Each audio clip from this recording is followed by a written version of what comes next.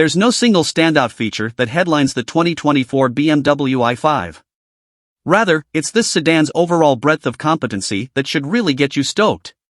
You can putz through town, hustle down winding roads, or cover great distances on the highway, and that last one doesn't even involve touching the steering wheel. All told, this fully electric 5 Series ought to be a fitting delineation of BMW's long-serving midsize sedan. Ahead of the 2024 5 Series premiere in late May, BMW rolled out a few prototypes of the i5 EV for me to sample in and around its huge testing facility in Miramas, France. The bad news?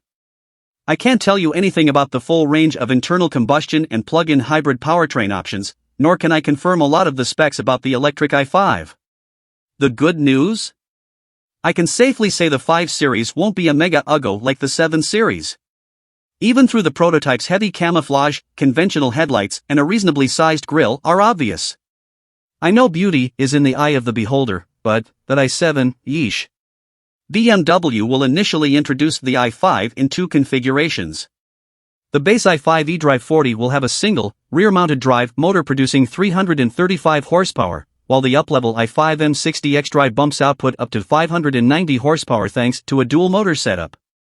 Torque specs aren't yet available, but based solely on similarly named models in BMW's lineup, I'm guessing around 315 to 320 lb-ft for the eDrive 40 and as much as 750 lb-ft for the M60. The i5 will use a lithium-ion battery pack of an unknown capacity, mounted in traditional skateboard fashion low in the chassis between the axles. DC fast charging speeds are TBD, but I'm betting it'll be around 200 kilowatts, and i7 xDrive 60, for reference, charges at 195 kilowatts. Range numbers are, you guessed it, also being finalized, but BMW is targeting a US EPA rating of 295 miles for the i5 eDrive 40.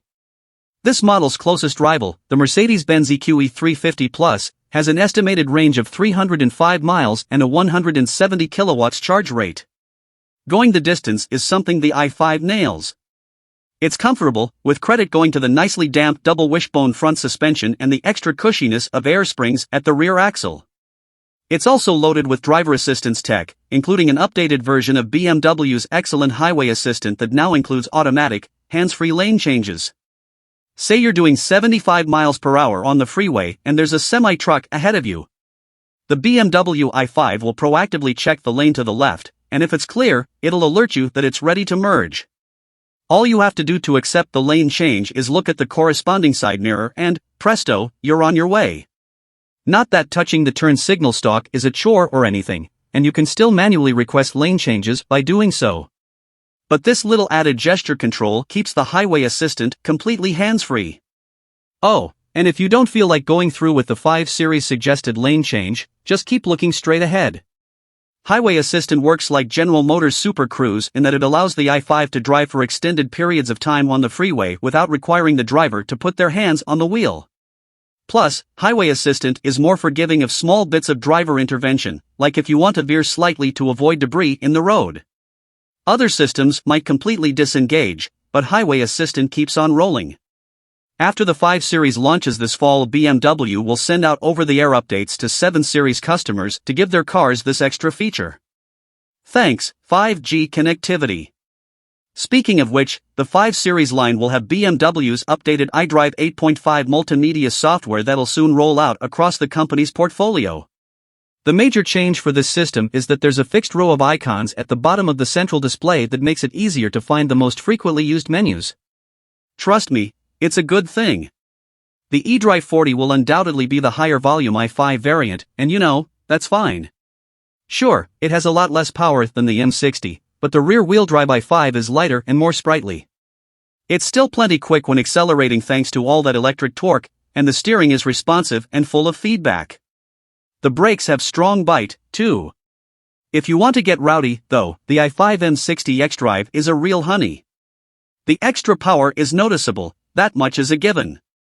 But it's the poise afforded by the M60's active anti-roll tech that really helps with comfort and composure. Over broken pavement, there aren't as many suspension movements, so the car handles road blemishes with greater stability. On smooth surfaces, the 48-volt anti-roll technology culls unnecessary body movements, but not to the point where it makes the i5 feel uncharacteristically taut.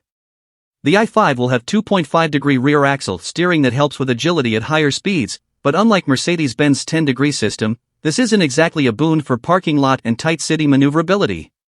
On the other hand, the i5 will come with all the same parking assist abilities as the i7, where you can even remotely control the sedan along a pre-mapped route.